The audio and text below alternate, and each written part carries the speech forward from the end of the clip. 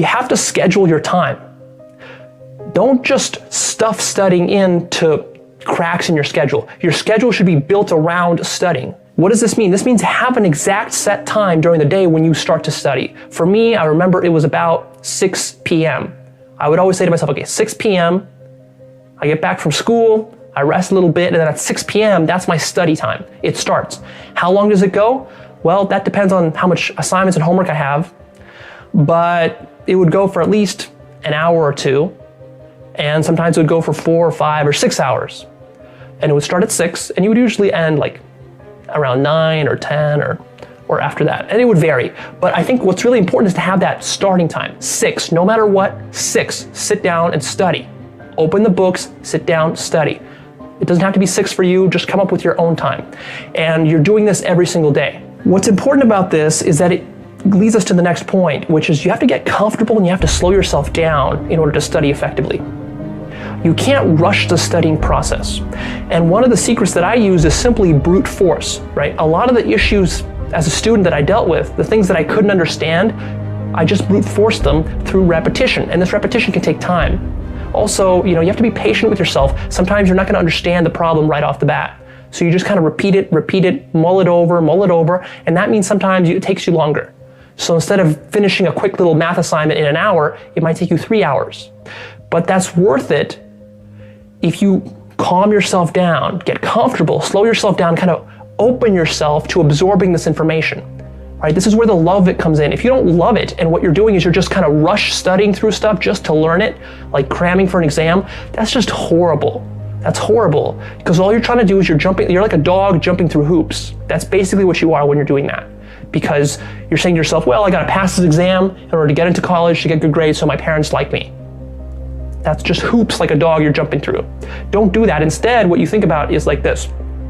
Okay, this subject matter is really fascinating. Let me study more. Let me learn more. I want to know how math interconnects with history, and I want to know how history interconnects with science, and I want to know how this and this connect, and I want to know more depth about this thing here. That's how you got to think. I don't think there's any magic in being successful. And I'm not talking about making $1 million or $1 billion. I'm just talking about being successful. I'm talking about being successful in what you guys do at work. I don't think there's any magic. You got to work hard. Yeah. You got to respect the people around you. And you just got to go. I've never met a successful person that doesn't work hard. There are 2 rules that I always adhere to, and that is to work hard and be brave. And I think the essence of hard work is one that's pretty straightforward, is that you'll never be the best looking, you'll never be the tallest, most talented, most capable, you'll never have the most money. There will always be someone who's better at whatever you're doing than you are. But you can always be the hardest working person in the room. And I think the hardest working person will always win. Who must you become in order to create what you want? What has to change about you? What is it that you're doing right now that would be a liability for you? As you begin to look toward the future and take inventory of yourself, what is it about you right now that you've got to leave this behind because this no longer fits?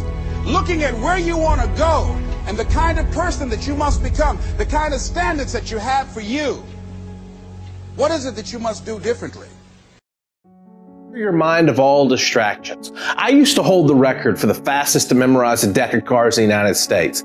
And sometimes before I would memorize a deck of cards, my brain would be worried about things in my life or things that were going on. So what I would do to clear my mind of all distractions is I would close my eyes and I would visualize those scenarios the way that I wish they were or the way that I hope they would be one day. And then I would open my eyes, I would be relieved of that stress, and then I would memorize a deck of cards. Clear your mind of all distractions. Maybe close your eyes and visualize the things the way you wish they could be, and then focus on your studying. Depending upon how well you want to do, particularly if you're starting a company, you need to work super hard. So what does super hard mean? Well, when my brother and I were starting our first company, instead of getting an apartment, we just rented a small office and we slept on the couch.